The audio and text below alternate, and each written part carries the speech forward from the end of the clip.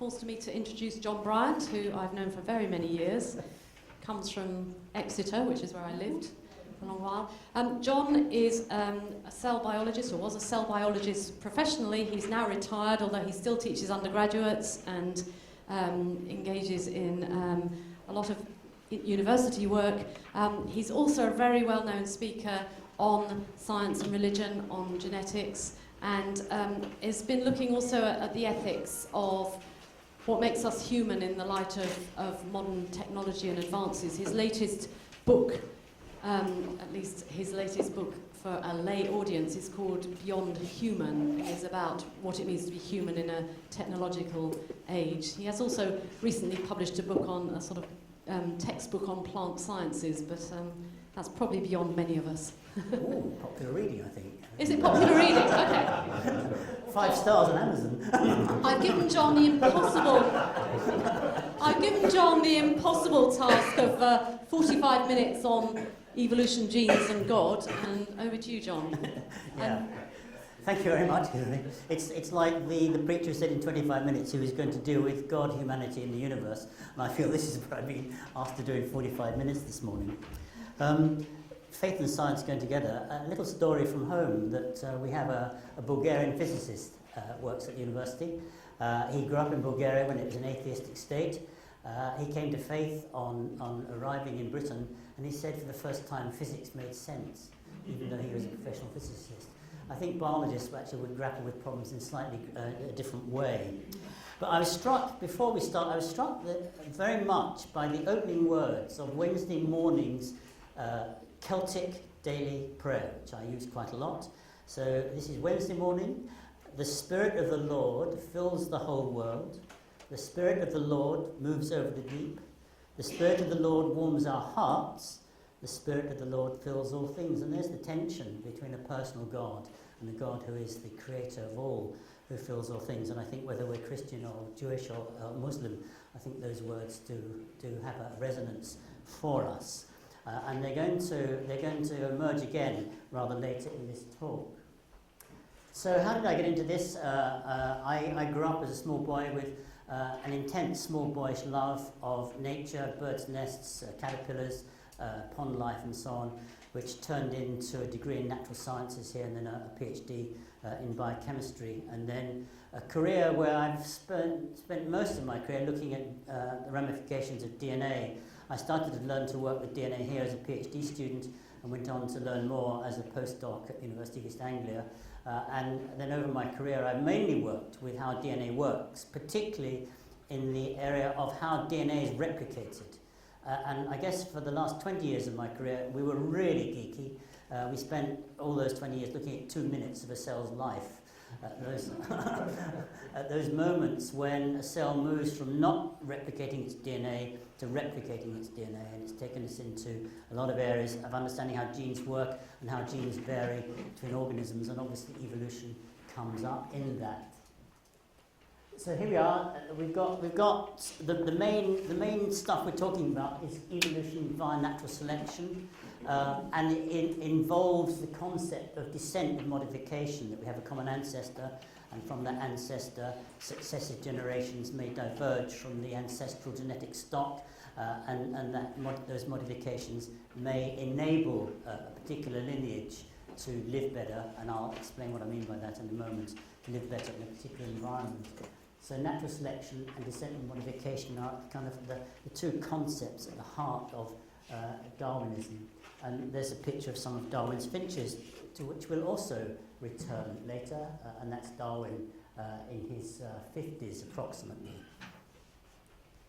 So his key points are that within species there's variation, and I only had to look out here to see that.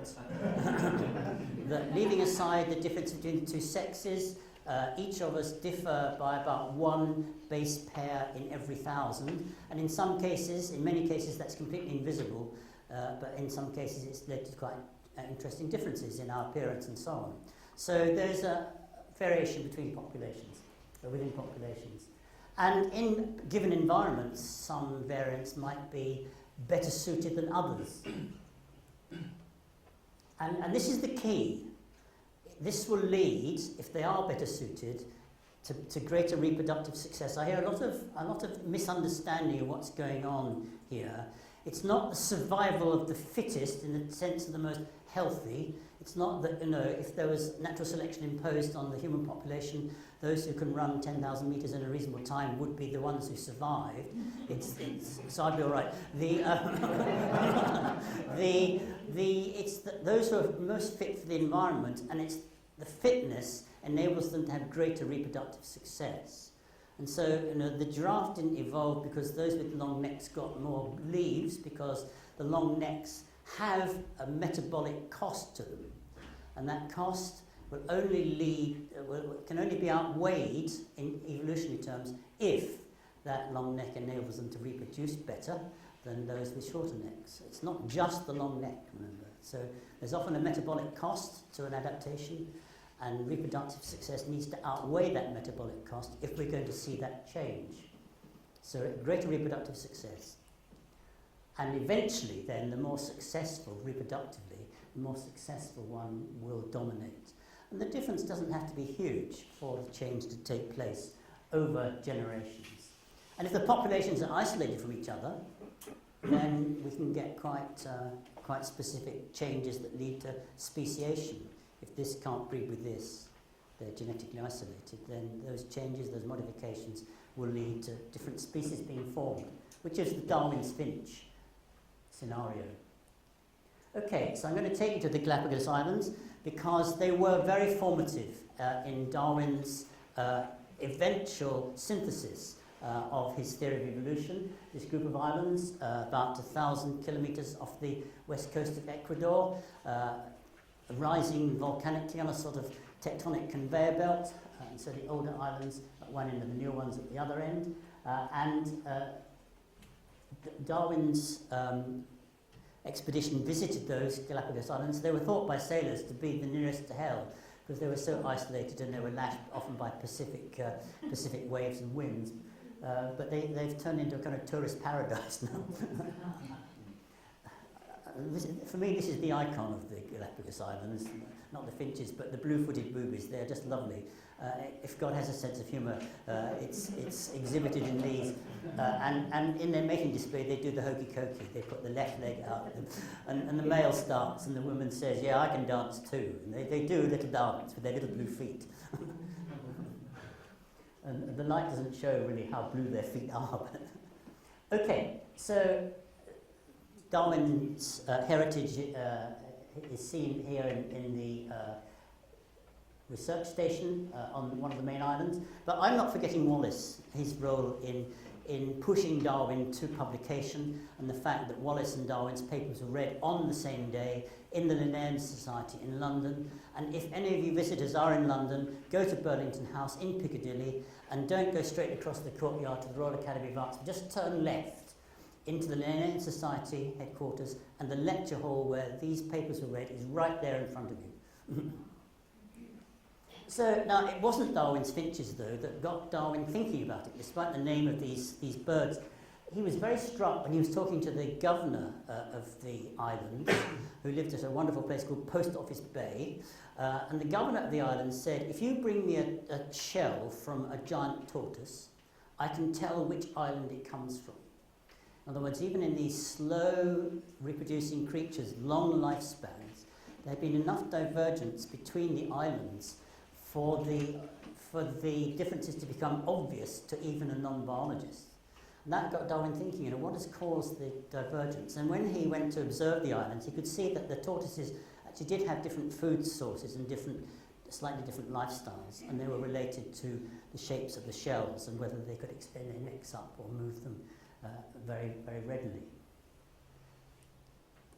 And it was not the Darwin's finches he then turned his attention to, but it was the mockingbirds. That's not a brilliant picture of a mockingbird, but there are 2 or 3 species of mockingbird on the island, which differ from the mockingbirds that you get in the United States and the mockingbirds on the mainland of South America, and they differ between islands. And these are quite big birds, and the differences were very obvious. And you can see here are 2 of the different species of mockingbird. And so again, Darwin observed that there had been divergence between the forms on different islands. But it was only later, when he got home and started to look at all the kind of dead specimens he brought back, that he began to look in more detail at the Darwin's finches, as they're now called. So here's a cactus finch, and down here is a ground finch, which clearly occupies, in the Galapagos Islands, the niche occupied by sparrows in this country. And this is sitting on the back of a chair in an airport cafe. And there's a sign in Spanish there that says, please do not feed the birds, they're quite capable of feeding themselves. Which they do, because they hop about on the table. So there are 2 of the 13 species of Darwin's finches. So what this means then, in summary, is a new species can be formed from a pre-existing species, and we can actually sometimes see that happen. We have a concept of a common ancestor from which there is descent with modification, and we can build a family tree, and we're going to look at that in a moment. We can build a family tree that shows the lineages of the different members of the current family and how they trace their way back. And so humans and apes have a common ancestor, and in fact, if we look at humans and chimpanzees, we had a common ancestor that probably lived about 5 million years or more ago, and we can trace our lineage back to that common ancestor. And it's mainly a very slow process, but as I say, sometimes speciation can occur overnight. Sometimes you get a chromosome change which doesn't affect the fertility of the bearer of that chromosome change, but nevertheless isolates it from other members of its species, and it's become a new species straight away. And that's happened amongst plant life in Britain in the last 100 years or so. So there they are, there's the finches again, just to remind us. Now, Darwin was very puzzled because he didn't know about genes, and the story that there was a letter from Gregor Mendel on his desk is completely apocryphal. He didn't know about genes, and he was very puzzled, therefore, about how the characters, which were so essential to greater reproductive success, could be passed on from generation to generation, because he thought that characters blended. And so if you blend, then you always return to the mean, to the average. And that means that you won't get a subpopulation with a greater reproductive advantage. He was really puzzled about that. And we now know, of course, that heredity is based in genes, individual units of DNA that are passed unchanged except for mutation from generation to generation. And so that carries the traits that Darwin was so interested in. And each gene, every single gene, is potentially variable, and so we find that a gene may have 2 or 3 or 4 different versions, which we call alleles or alternatives, according to where a change has occurred in the order of the building blocks, the bases in that gene. Or maybe there are changes in the way the gene works, a number of different ways of mutating, changing the way a gene works. But each of our genes is potentially variable, and as I say, we humans differ from each other on average in 1 in every 1,000 building blocks, 1 in every 1,000 base pairs. So natural selection acts on the variation that already exists in a population.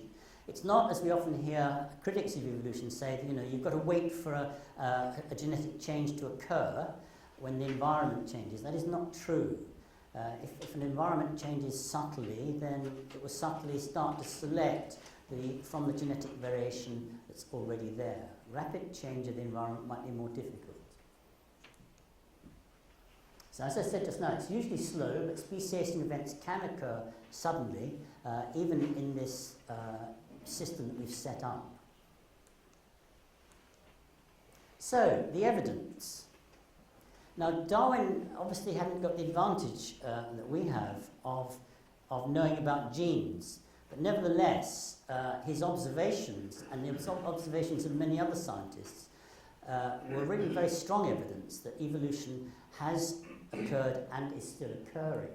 And so the initial evidence came from studies of ecology and morphology, which is what Darwin was doing on the Galapagos Islands. He was looking at the ecology of the islands and the way that individual members of this group of birds were adapted for the ecology of particular islands.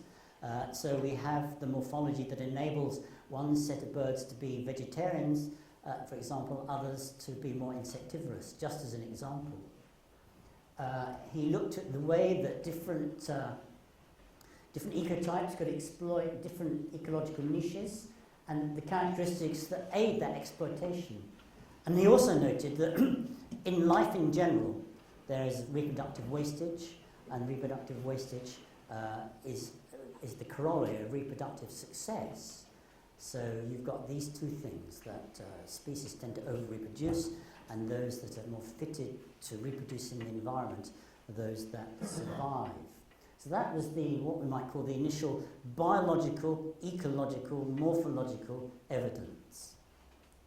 But of course there's also a fossil record to contend with, and when Darwin was a student here, he was actually training for the ministry of the Church of England, but he spent so much time hunting that he had to spend an extra term or two here to make up the number of days, and he studied geology, and he was also great friends with a botany professor, and that led him to understand the fossil record, that the fossil record indicates that things have changed over the time of the fossil record, over millions of years, from simpler organisms to more complex ones. And our paleontology now has enabled us actually to fill in many of the gaps that were around when Darwin was adducing his evidence. So the fossil record and the biology together form quite a strong corpus of evidence for evolution by natural selection. But now we've got genetics. We can study the individual variation between, shall we say, two species. And we've also got genomics. That is the ability to look at the whole gene set of different species and compare them, or to take a particular gene and compare it across a whole range of organisms. And that gives us a real clue as to heritage. If I was to ask somebody here from a big extended family to come and stand here and take some of their DNA and then extract DNA from all their brothers, sisters, cousins, and look at a particular gene sequence, shall we say the DNA that's used in DNA fingerprinting, we could put together from that quite an accurate picture of their family tree. An identical twin would throw us a little bit, but we'd soon work out what that was. We can use this study of genetics to build a family tree of an individual human family. But at a broader scale, we can use that sort of work to build, if you like, a family tree of an evolutionary family. We can build a genetic evolutionary lineage by looking at the genes of individual members of different parts of a genetic lineage. And when we do that, we have a sort of really uncanny fit to the type of picture that Darwin built up. So genomes carry markers, then, if you like, of the evolutionary history of a species. And if you read Dennis's book, Creation or Evolution, Do We Have to Choose, he describes beautifully, for example, the molecular markers that are carried by the genomes of humans and chimpanzees as we diverge from each other. Now, I was going to give you an example of this from my latest textbook, but I thought, no, you want one that's more relevant. So, I'm sorry, but this is a very bad scan. I scanned it very rapidly on Sunday night. My scanner wasn't working very well, but this was an attempt by the ornithologist David Lack at Oxford, a very distinguished ornithologist, to build the evolutionary tree of the Darwin's finches from their morphology and their ecology. And he had the ancestor, fringillid means finch-like, and he has a set of ground finches here. He has the ones that live in trees, and here he has the warbler finches near the base of his tree, branching off nearer the base of his tree. And that was just purely done from the morphology of the birds and the ecology that they exploited. However, when we go and look at the molecular genetics, all these birds have now had their genome sequenced, well, not all their genomes, but particular genes that are particularly informative when it comes to understanding heritage. And this one's unfortunately on its side. But actually, that's not a bad, Lack didn't do at all badly. He had the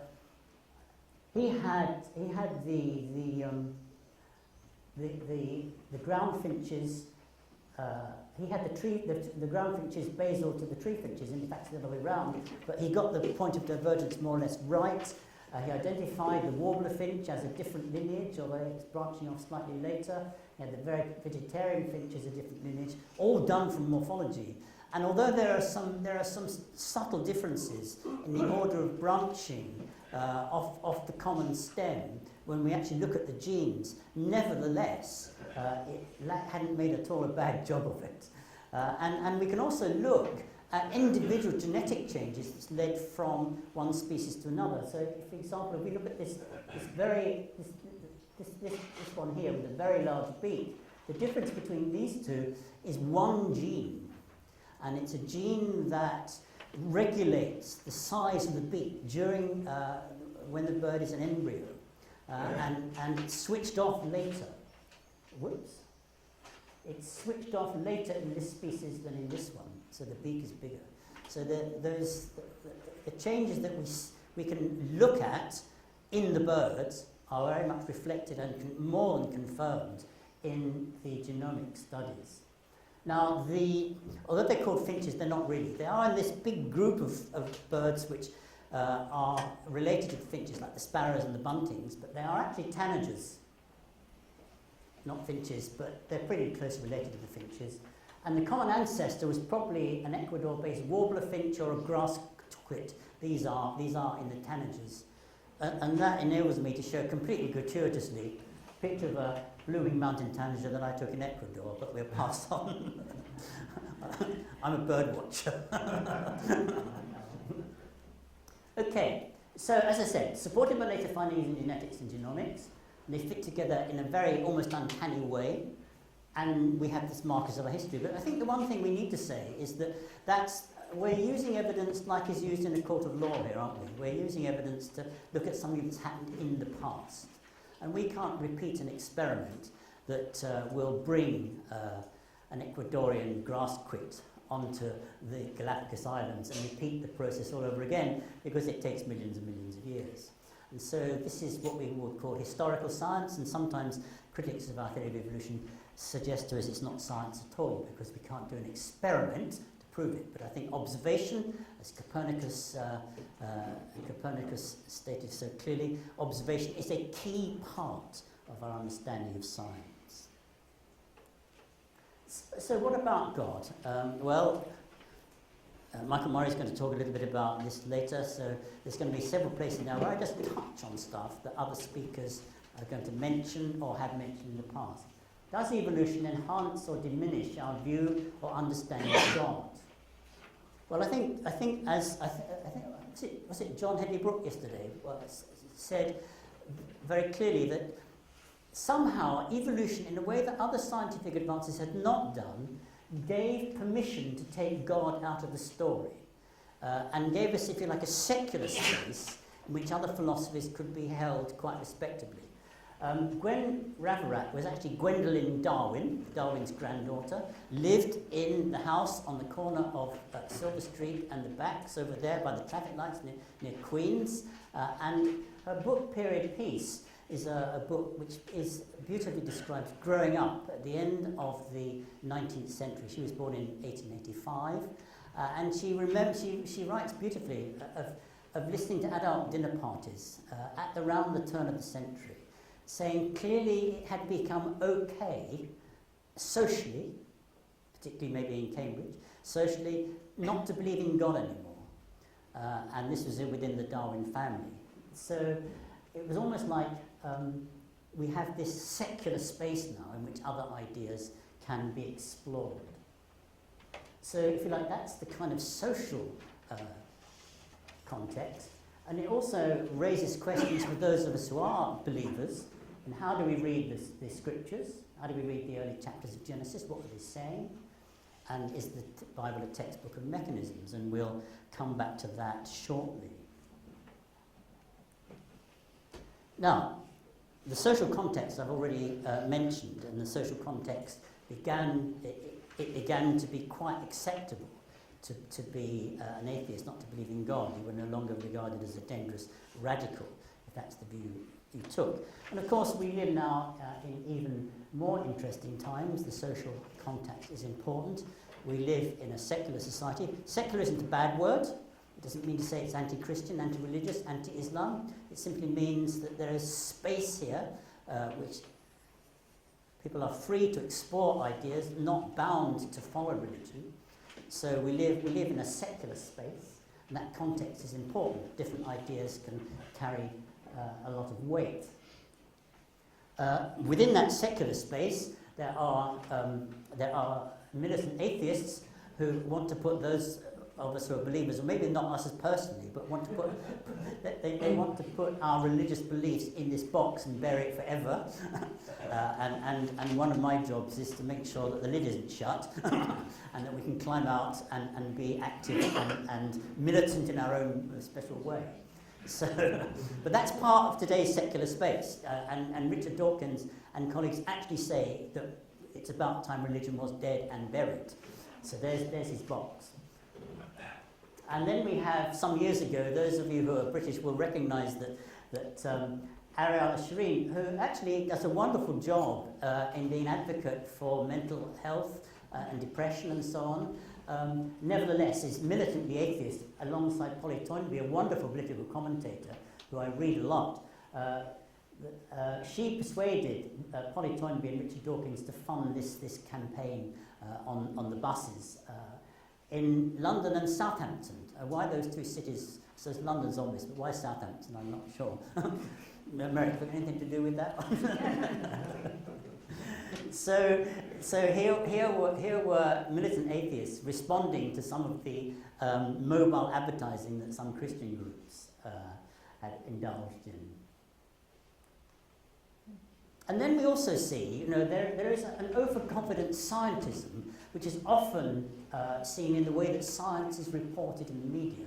Science is reported simplistically, firstly, that I get very frustrated when I hear that a gene for something has been discovered, and it turns out that it's not a gene for anything, that there's a genetic influence on something. And there's an interesting article in the paper yesterday about the genetic influence that enables children to be good at math, if you're from the other side of the Atlantic, maths and reading. But they did in the end say, but of course environment is also important. They did recognise that nature and nurture were combining here. But there was a very strong, the maths gene we're going to get next, I feel sure. And then there was this interesting quotation which came from from Giles Fraser, a vicar in South London, who says in his experience of talking to people, in this secular age, people find metaphysical solace in science. Science has become a kind of saving religion. And here's one for Cara later. Human evolution, the next stage is what will become of humans as we evolve under the selective pressures of our modern lives and technology. If we adapt to some of the more bizarre elements of the present, humans could undergo some very surreal changes. They're assuming then that we can, in a very short number of generations, genetically adapt to some of the things that are going on in technology. And so, we'll have the thumb people who are brilliant at texting with and that will have led to greater reproductive success because they've been able to arrange dates by their mobile phones. That sort of thing. And I guess in a talk on biology, this is about the only point I can plug my book shamelessly. It's in there, Beyond Human, ? Okay, so sometimes an overconfident presentation of science. But on the other hand, in this particular area, it's been very hard sometimes to engage in what we might call useful conversations. We're thinking in this week's conference about engaging in helpful conversations. And at the one end we've got militant atheists who think that evolution has pushed God out of the window, and at the other end we have this resurgence of literalist creationism. I put literalist and creationists in their own special inverted commas because these people are only literalists when it suits them, and some parts of the scriptures are not read literally, and creationists because actually if we are believers in God or Allah, then we believe in a creating spirit, the Spirit of God. So we are creationists too, but not in that sort of way. But there's been quite a dramatic resurgence of this form of creationism, In the States, we have answers in Genesis. And if you drive south on the M5 motorway from Bristol to Exeter, you will pass a brown tourist sign directing you to Noah's Park Farm Zoo, which is a tourist attraction which is blatantly, in-your-face, creationist. And some of us have been trying to get it shut, actually. Okay. Yeah, take that off. No, the problem with the Noah's Ark Farm Zoo is that it presents one view of the origin of biodiversity, and school groups go there in large numbers. And I have no worries about if other views were also presented. That can go on the tape. Okay, so Darwin had views about these issues, and it's worth just looking back at them, and we will see some of these in the Darwin's papers this afternoon.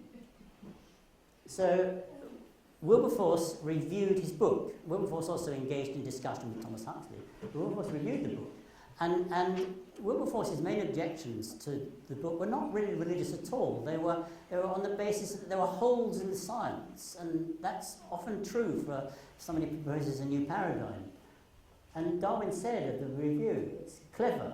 It picks out with skill all the most conjectural parts and brings forward all the difficulties. Darwin recognised that there were still lacunae in the overall picture, and Wilberforce had picked them out.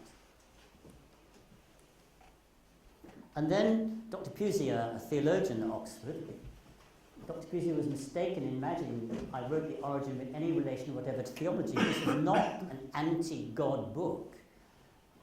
It wasn't that, that Darwin now espoused evolution and therefore that put God out of the window.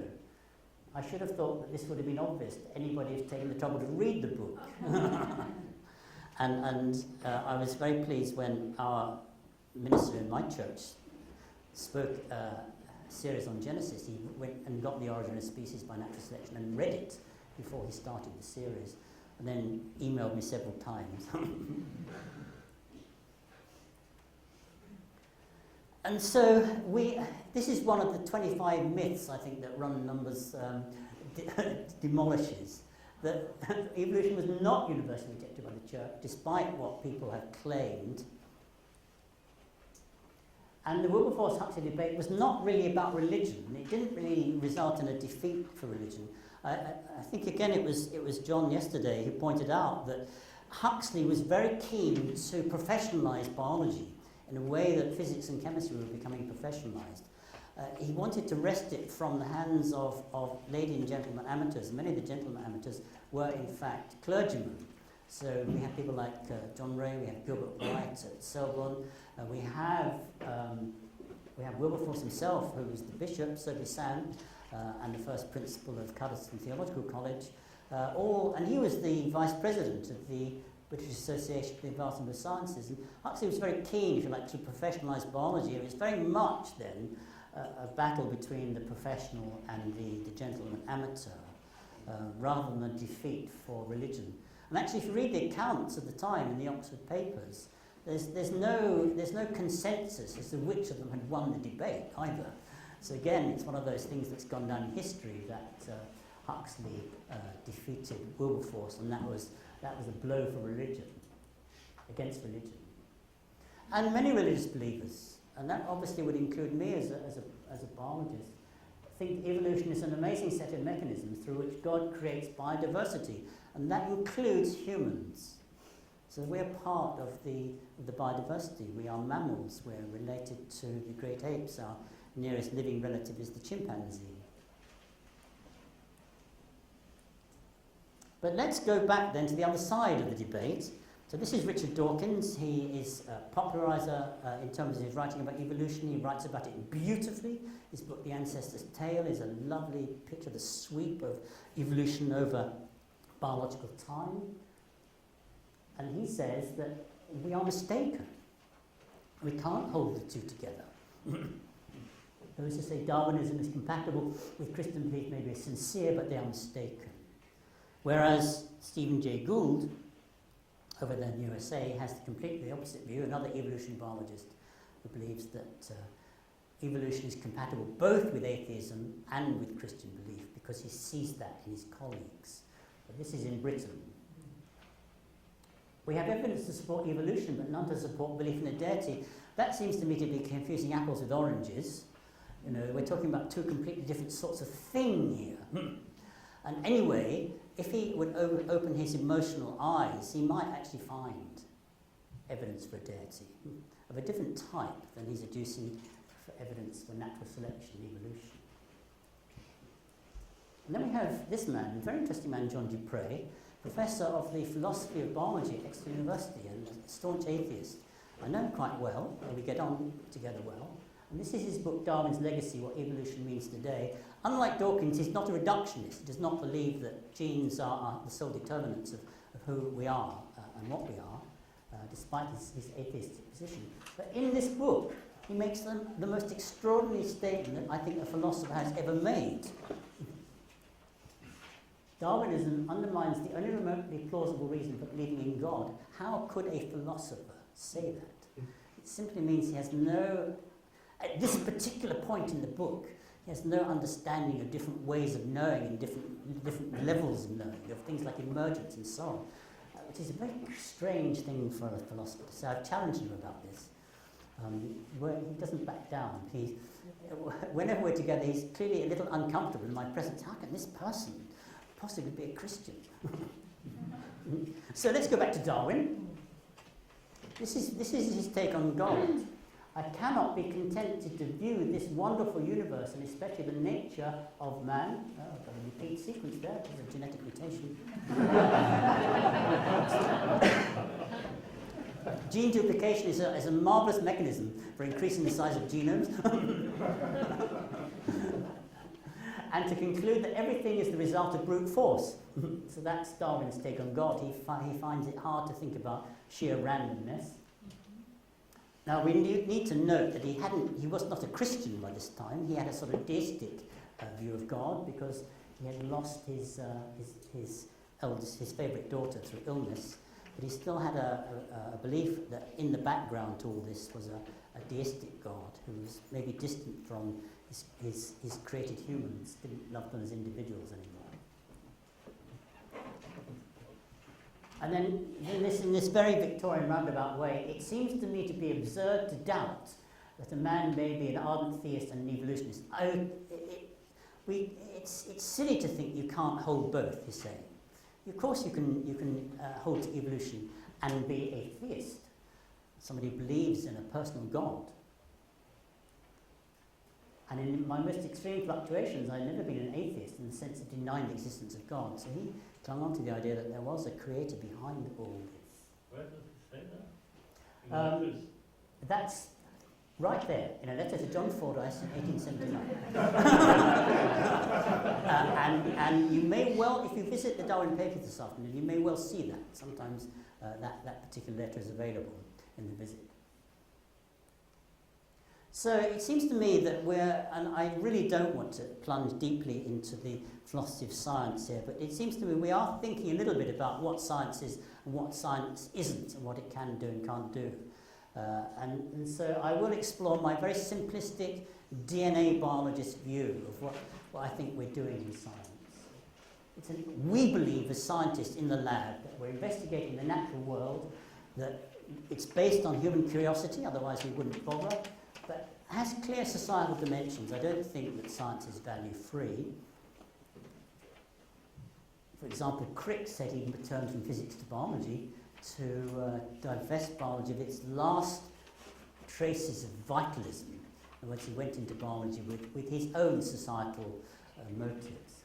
Science assumes that there's an objective reality to be discovered, at least we biologists do, and seeks to approach that reality by observation, measurement and experiment. These are the empirical methods, which have been around for hundreds of years, but which were formalised by Francis Bacon. But obviously, scientists well before Bacon had been doing these things.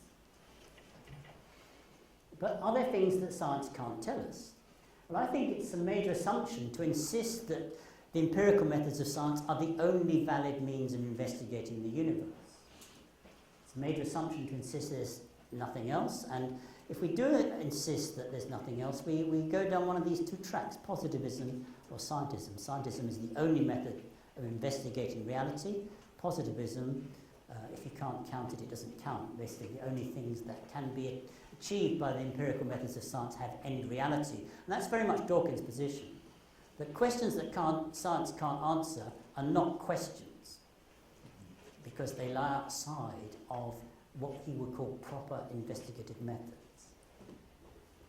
So are science and faith incompatible? In my view, they represent different kinds of knowing. And those of you who were privileged to hear Tom's talks, I only heard one of them, will have heard that explained very nicely. Different sorts of knowing. And this is a very simplistic view, but I like to think of knowledge as like white light, so knowledge or truth as white light that we can split into its components through a prism or as in a rainbow, and put this in context. This is a flood in the valley of the River Clyst, which is in South Devon, joins the River Exe just below my house. It's normally 25 metres wide. It was 1,000 metres wide here, and the road out of the village was completely blocked. I was standing on the bank to take the picture, but a rainbow appeared, so I thought I'll just snap it. But the forces of nature were very apparent with this amount of water. The water is red because the river flows off old red sandstone. But we need the whole truth. White light requires the whole rainbow. And it is beautiful to look through the pink end or the blue end, and that gives us a particular distorted view, but it might be a beautiful view. Putting back the rainbow without one of its bits would not give us white light. So I think we need the whole truth, not partial truth, to understand, or to approach an understanding of existence. And that means for me, and when I go into schools, these models that Tom mentioned yesterday, the conflict, the separate magisteria, or the complementation models, you always have to talk about them because they're in the school curricula. And I'm very much for a convergence or complementation picture.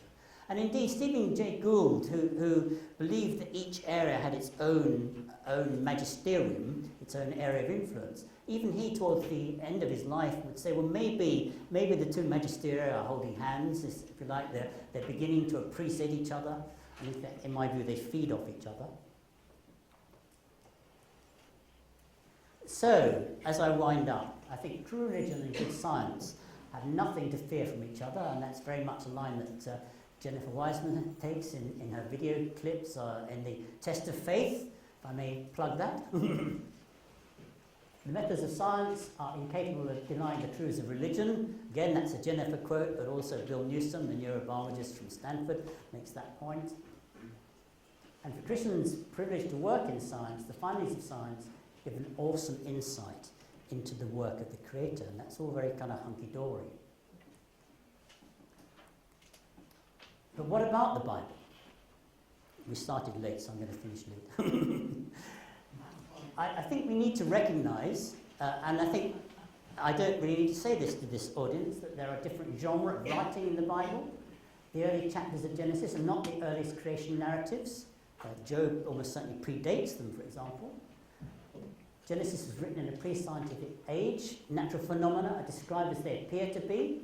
The style is not journalistic. It's written in a highly structured way, and some people call it a liturgical structure, as if it was used in worship. But in particular, it was certainly written to inform the people of Israel about the who, not the how of creation, and may well have been written, at least Genesis 1, to encourage the children of Israel when they were in exile in Babylon, because we need to think about what other creation myths there were around at the time, the Egyptian and the Babylonian myths, and Mark mentioned this. And of course, the other thing I would note, and I would come back to literalists, is that the two accounts of creation are actually different from each other, and so I ask which one is being taken literally. In other words, what I'm saying here is that I think it's a mistake to try to force Genesis 1 and 2 and 3 into the structure of a scientific account of how the universe appeared and how humans were created. And so this year, we scientists believe that evidence for evolution is overwhelming. Many mainstream religious believers accept evolution, but there's a minority who do not. And it's quite interesting, if you do attempt to engage in debate, you will often see that the scientific data, they would accuse you of misinterpreting your data that you've been working with for 40 years. The data are wrong, that your experiments or your observations are not giving you the right answers. And I've even debated with somebody on a Christian radio station who believed that we scientists make up stories about evolution to, if you like, con the public and to keep them down. Actually, I didn't debate with him. I refused to. I got the radio station to allow him to make his statement, then I followed with mine. On the other hand, this is from the Huffington Post 2 days ago. Apparently, the Presbyterian Church of the United States, the leadership, have voted against adopting a resolution that the clergy have produced, which would have taken a more positive view of evolution. So even the Presbyterian Church, not quite the relationship it could be between. And then this one I found yesterday. This is from the Pew Report of a survey, and I'll have to read the relevant data to you. It related beliefs in a number of things to political affiliation. I just want you to have a look here. So humans have evolved over time. 43% of Republicans believe that, and 67% of Democrats.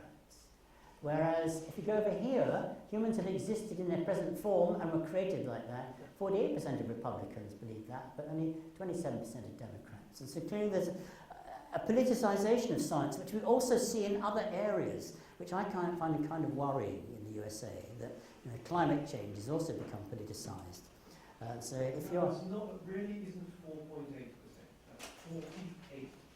that's 48%. That's 48%, yes. That's 48%. That number there, 48.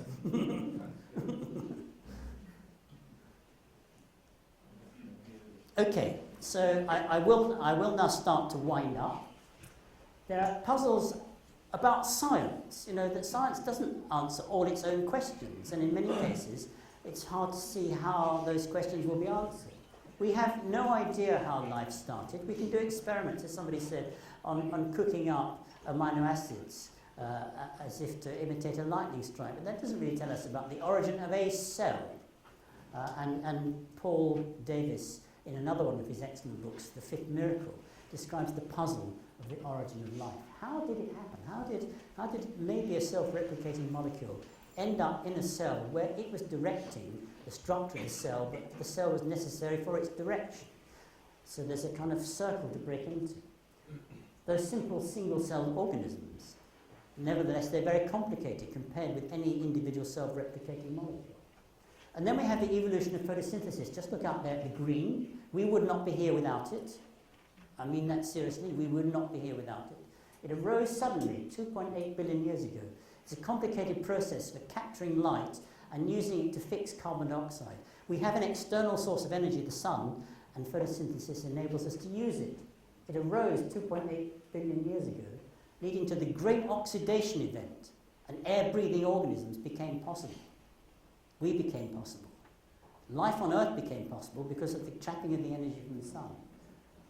And then the evolution of eukaryotes. By eukaryotes, I mean organisms with complicated cells. Bacteria have relatively simple cells. We call those prokaryotes. But all other organisms, yeasts, elephants, plants, humans, were eukaryotes with complicated cells. The date is uncertain, but it involved a particular set of events to turn a simple bacterial type cell into a eukaryotic cell. We know what the events are, but how did that actually happen? Then the evolution of sex. Sex is a way of increasing genetic variation, bringing one cell from here and one cell from here, bringing them together. But that immediately poses problems, because this new cell has got twice as much DNA as the two individual ones. We've got to reduce it back again. The evolution of the process that allows sex to happen and there reduce the amount of DNA back to the original is astonishing. It's hard to look at it and say, how did that evolve? We do not know. But that happened maybe 2 billion years ago, maybe 0.8 billion years ago. But once eukaryotic cells were on the scene, sex arrived. And then why has natural selection, if, as Richard Dawkins says, that we're just carriers of DNA, why has natural selection led to the evolution of complexity, You don't need a complex organism to replicate DNA. Bacteria are the most successful DNA replicators there are. And those of you who have picked up an unpleasant gastric infection will know how rapidly the wrong strain of E. coli can multiply in your gut. At speed, they can double their cell numbers every 11 minutes at real speed. But complex body plans like our own need integrated regulation, larger genomes and more sophisticated gene control mechanisms. They're all part of being complicated organisms. And why have processes of evolution often led to similar structural endpoints? The false thumb of the giant panda is also seen in the red panda, not a closely related species. And Simon Conway Morris gives some beautiful examples of that type of convergent evolution. I think his book's out there somewhere. And more questions. Who was Adam? Dennis, who's sitting at the back, explores this question in great detail in his book, Creation, Evolution, Why Do We Have to Choose? But I would simply say these are the puzzles. The picture in Genesis is of a Neolithic farmer. Farming was, as far as we can tell from archaeology, invented in the fertile strip in what we used to call the Near East, but our American friends call it the Middle East, so we all now call it the Middle East, about 12,000 years ago. It arose because of a single genetic mutation in a wild wheat plant. A single genetic mutation that enabled it didn't enable the plant, it stopped the seeds falling off. And so instead of having to scrabble about on the ground to pick the seeds of a wild wheat, you could now grow it and harvest it by just cutting the heads off. One genetic mutation allowed the formation of the start of agriculture. But Adam, if it was 12,000 years ago, the first humans were maybe 170,000 years ago. I don't know if Cara's got a new date on that one. We're okay with that? And so, if we believe we carry God's image, this little mentioned but often quoted feature of humans, when did that happen? And how do we regard the fall? These are questions of theology. And then I'm going to finally say that there's the dark side, and Michael Murray is going to be talking about the dark side of evolution, but I would just raise it because if we are thoughtful biologists, it's something we do have to consider. The genetic changes, the mutations that lead to variation can be beneficial, they can be neutral, or they can be harmful. That's the way it works. And the sort of genetics variation that we see in a human population, they're mostly fast neutral because nobody decides that redheads suddenly should have a greater reproductive advantage than brunettes, for example. They're in a sense neutral, but some of those mutations are harmful and they lead to inherited diseases, cystic fibrosis, sickle cell disease, and so on and so forth. And we have to cope with that. That's part of genetic variation. And it is the dark side of evolution that I think is the most difficult for us biologists who are believers to cope with when we think about it in depth. And we might want to compare that with our violent Earth, the tectonic plates and so on, the earthquakes. But this seems to me, this is much more personal, that cystic fibrosis affects an individual.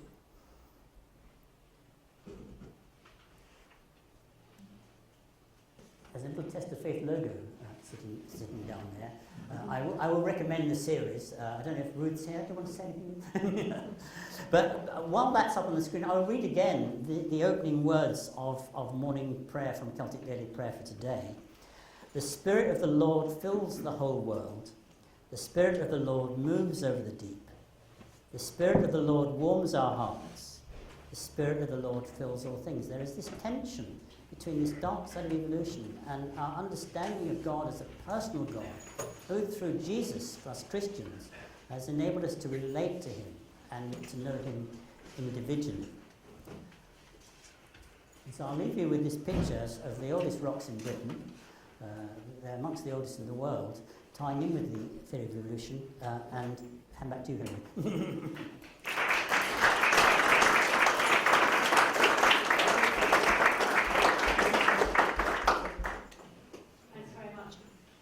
And we've still got time for questions, so who would like to ask the first question? Okay, there's one here in the middle of the row. Yeah. Thank you. You spoke about questions like when did humans receive the image of God and when did humans fall? what do you think the implications for that are of the other intelligent human-like species like Neanderthals that existed at one point? Yeah, this is an excellent question. That there were, we coexisted with Neanderthals in Europe and with another species, for example, on the Tibetan plateau, and indeed genes from the latter species are in the Tibetan population, and there are possibly Neanderthal genes in the human population. The answer to that is I haven't a clue.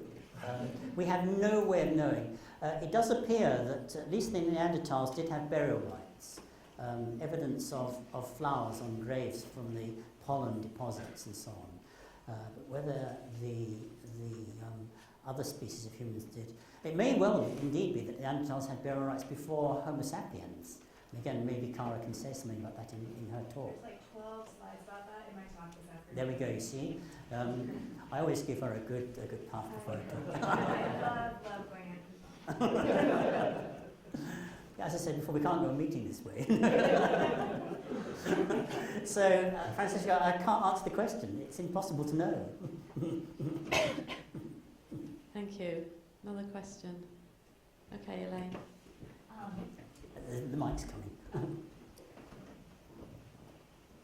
I think that Jennifer Weissman mentioned it on the panel last night, but she and I just were involved in a collaborative study to do a survey of the U.S. public and their views on religion, as well as interviews. And something that's come up a lot in our study is this distinction between macro and micro evolution in Christian communities as a way of trying to deal with these issues.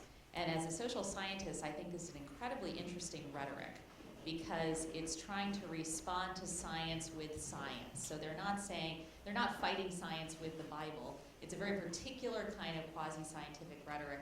And I wonder if you, as a practicing scientist who's an expert in this area, have any comments on that, or if that's a distinctive kind of rhetoric in the States, or just what do you think about that? No, it's also seen here. You know that. Can you explain what it is? Okay, well, microevolution is the sort of evolution that allows the genetic changes in a population to increase, and so microevolution would be part of the process that allows the sort of variation we see in a human population, and then would lead to a particular variant becoming dominant. And you can demonstrate that in the lab. You can demonstrate that with fruit flies. You can demonstrate it with bacteria, with mice. You can show that if you impose a selective pressure on the genetic variation in a population, then one particular variant may become dominant. That's microevolution. Evolution within a species. But you know, the comeback is always at the end of that conversation. You've never seen a species change another species. It's always, that's always the... And you say no, because that's a longer process. Oh, we've only got 6,000 years to do it. No, you haven't. You've got millions of years. It's a slower process. Sometimes it does occur dramatically, particularly in plants that can double their chromosome number. That immediately stops you mating with anything else. But that's the idea that you can see intermediate forms both in terms of looking at the genetic history in genomics and looking at the fossil record and looking at the morphology of existing forms is nearly always denied. So microevolution is accepted. You're all right on that, you scientists, you've got that right, but we're not going any further with you than that. So yeah, we see that over here too. Okay, Chris.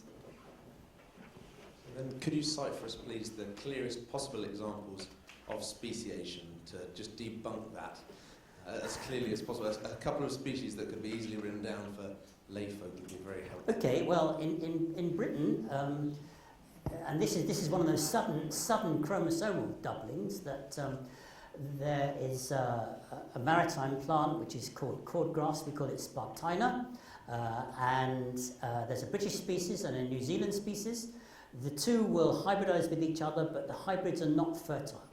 Okay, and then one day in Southampton Water, was it in 1908, Dennis, or 1898, something like that, somewhere around there, wasn't it?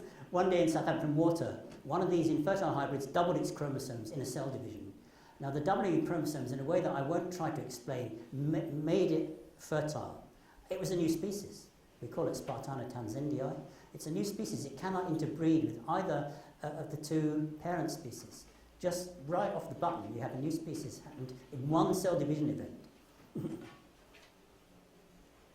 a question right at the back. Yes, Cesar. Can you keep your hand up so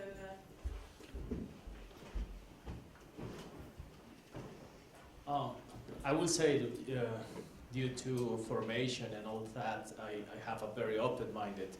But in point of evolution, I will have a problem in trying to understand the whole process. One of the parts said basically that humans shares the common origin with apes.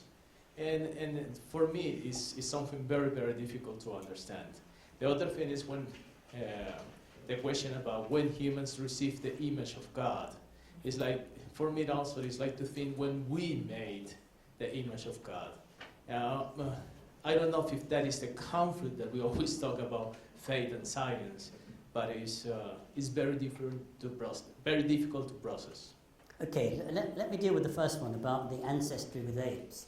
I want to imagine that you have some cousins. They're the children of your aunts and uncles. You exist together. You haven't descended from them. If you go back 2 generations, you have a common ancestor.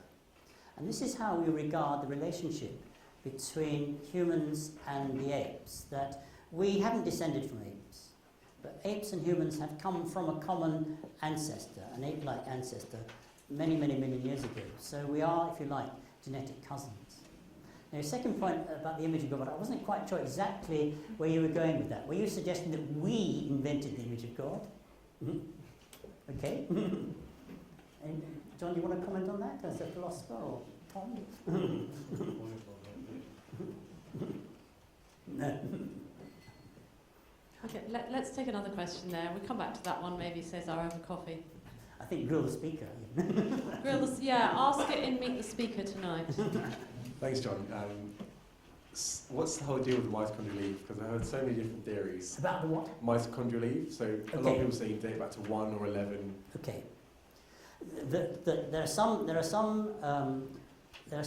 elements in our genome where it's possible simply because of the mutation rate and the inheritance pattern to trace back through the female lineage. The mitochondria, these are the energy packets in the cell, the energy particles, have their own set of genes and they are passed on from only through the maternal line. And it's been possible then to trace genetic changes back through human history in the mitochondria of females. And it does suggest that the human species as we know it, modern Homo sapiens, which will be described beautifully later in another talk, modern Homo sapiens arose in East Africa and inevitably in a new species from a very small population. And some people say 1, but a small population. And people have called that woman, or those women, the mitochondrial Eve, genetic Eve. Because, people talk about Adam and Eve, why shouldn't the scientists use the same terminology? So it's a tracing back through the genes in the mitochondria, which are inherited only in the female line, right the way back to the earliest times in human history. Small number, very small number in East Africa. But you can't trace it back to one single person. Is that possible? How a new species starts up and how you get enough genetic variation in one single pair, that's a big question. Dennis has got something to say about that.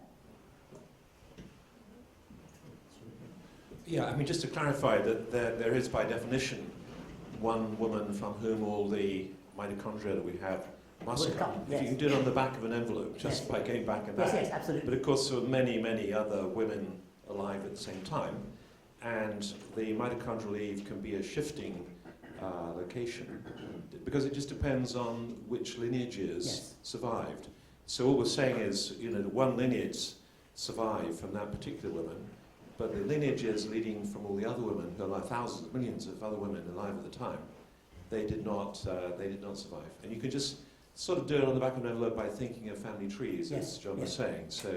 So it's a complete, the idea of Eve, I think it's actually a journalistic invention. Absolutely. I might say so. It wasn't the scientist. Not a scientific invention, because it's very misleading, the language is very misleading. And similarly, you can have a male chromosome, Y chromosome, Adam for the same kind of reason, because the Y chromosome obviously only comes down to the male lineage. So by definition, there must be, a single male. But of course, there were many, many other males alive at the same time. But their lineages did not get communicated. They died out. Yeah, Eve might have been a journalistic, but in fact nature used it, interestingly, in a commentary. And when Adam came out, they actually used Adam in the original paper. Yeah. Basic that pretty quickly. Okay, there was more hands up. Right there, Barbara's got one. Yeah.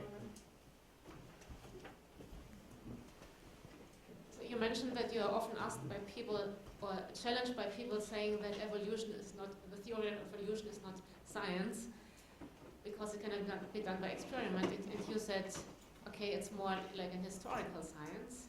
This is also one of the things I usually say, but isn't there more to say? Because it can also be checked empirically because it makes predictions about the types of things you can expect to discover in the different geological layers or the things you will discover when you sequence your genes or the DNA. No, I agree so, entirely. because there's much more to say about it. Maybe you want to say even more about the evidence or the... I agree entirely. I was a little constrained by time this morning. But yes, because the theory of evolution does enable us to make predictions which you can fulfill. And it's quite interesting how if you like, I was saying the genomics can more or less confirm the lack phylogeny, but you could have argued the other way around, that on the basis of evolution, that the lack phylogeny was predictive for the genomics, and it turned out to be that he was more or less. We could test that through the genomics. So you're absolutely right that we can use the empirical methods, experimental methods, to demonstrate, if you like, the historical past. So yeah, I was a little bit. I mean, I'm just talking about how our science is sometimes perceived. Well, it can be. You see, I mean, when we're studying natural selection under selective pressures in Drosophila, that's a lab science. When you're extracting DNA from different Darwin's finches and putting them through the sequencer, that's a lab science.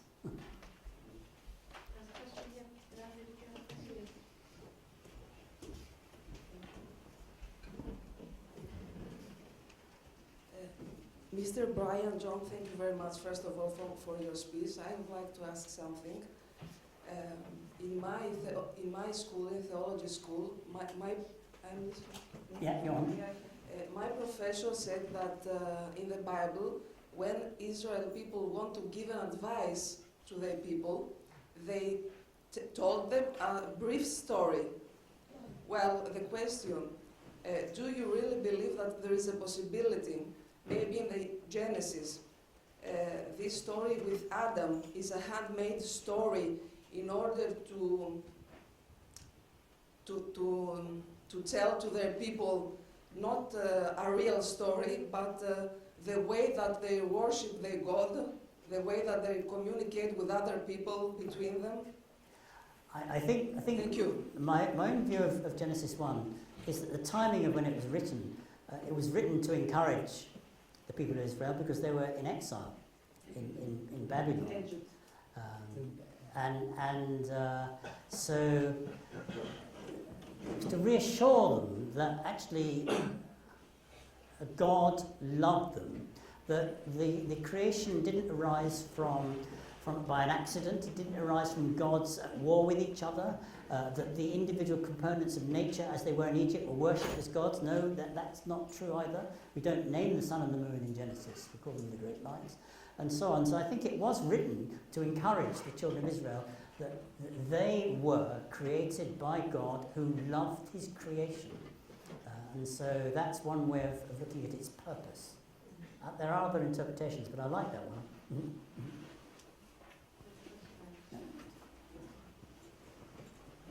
Of course, the process of evolution is really a contingent component of the universe. Yes. It's done with all of the background and fine-tuning and other aspects that are necessary for it to be able to go forward.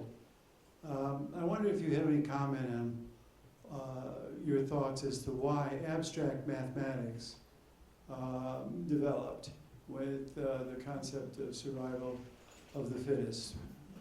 I haven't any thoughts on that at all. I'm sorry to say. It's a mystery, I guess.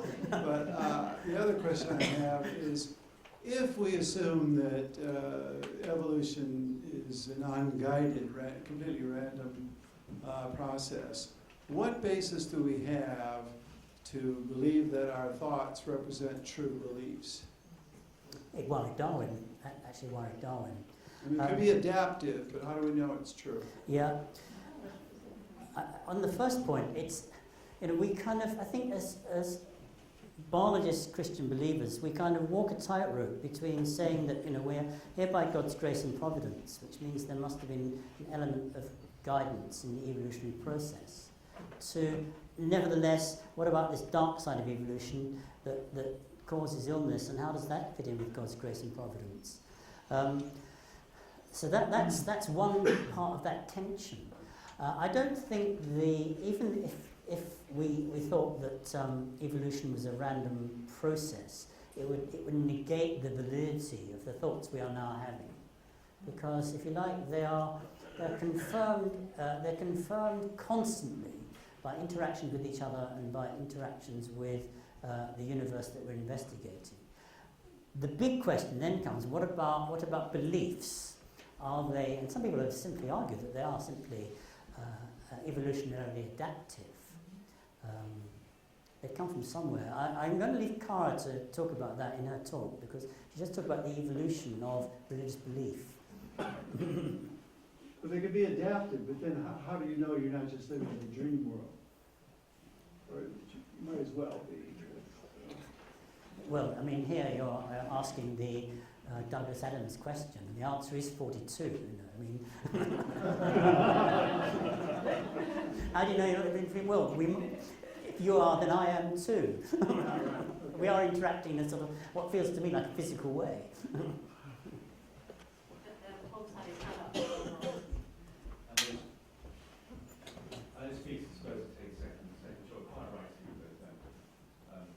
So just to pick up that last one, of course, this is the standard philosophical sort of worry, and it's nothing. It's not restrained to theology at all. But it picks up what some people ask me about the role of faith in science and love in science. I mean, the faith of the small f is involved in all the philosophy, all the thinking we do. Absolutely. And the answer to that question is we absolutely cannot know. But so the question I wanted to raise there, which might be a flag for this evening's panel discussion rather than now, but I'd love to know what you think is one of the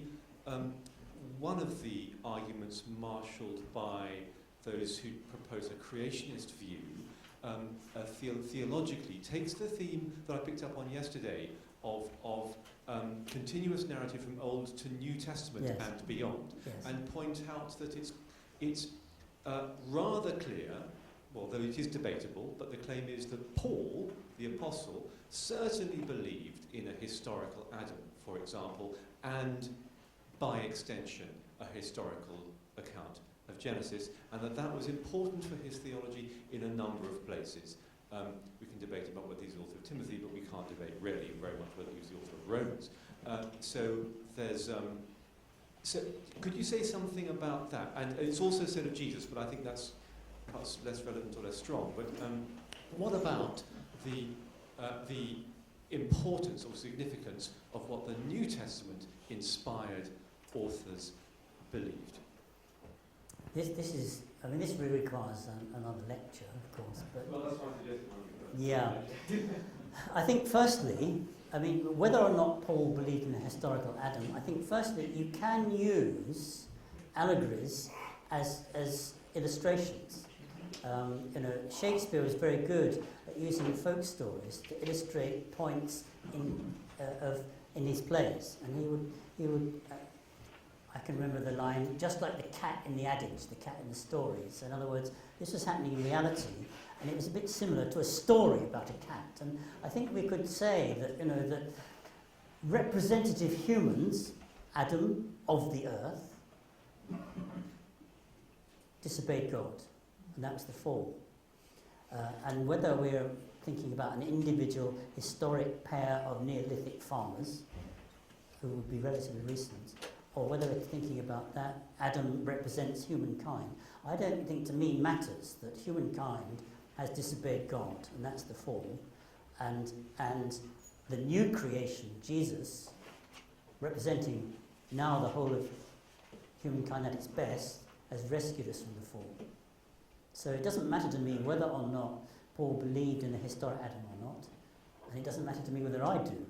It's just that I know that we have fallen, and that is part of what it is to be human. Okay, is there one last question? Yeah. Dennis, is Dennis this has a got question really or a hard comment or a...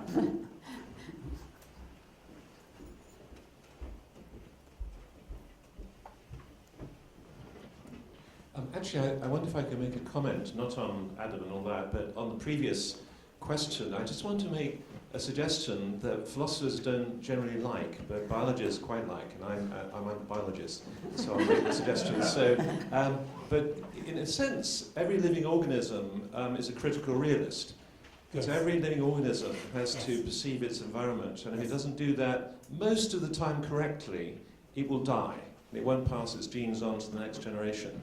So all living organisms, including us, are pretty good, actually, in interpreting our environment, otherwise we wouldn't be here. Now, that doesn't guarantee that our own thoughts are consistent, coherent, and rational, but I do think it actually means that most of the time they are, actually. Even to the extent with humans that we now, especially with the whole field of psychology, generally know roughly when we might be deceived. So we can even self-analyze ourselves and come up with narratives that tell us, well, there's a good possibility of being deceived, and so on and so on and so on, that whole sort of field of also cognitive psychology. So I think Darwin's doubt is misplaced myself. I think there is no particular good, solid reason to doubt that our own brains most of the time are giving reasonable thoughts and ideas. And I find that encouraging. Now, philosophers don't like basing I'm going to look at Michael here. But, generally philosophers don't like this kind of argument. It's somewhat circular. But the other point, of course, is that we have no other option but to accept it, because we all develop, and our brains develop, and our minds develop all in the same sorts of ways. So, as a matter of fact, we don't really have any other option but to accept that. That's probably the case. No, I'm right with you, Dennis. That would have been a much better answer to the question than I gave. Well, just to say that we do have Michael Murray, a philosopher, speaking later on this afternoon. So, Michael, you have a cue to put the other point, if you want, in your lecture this afternoon. But let's just thank John. He's ranged so widely and covered so much more than just biology. So thank you.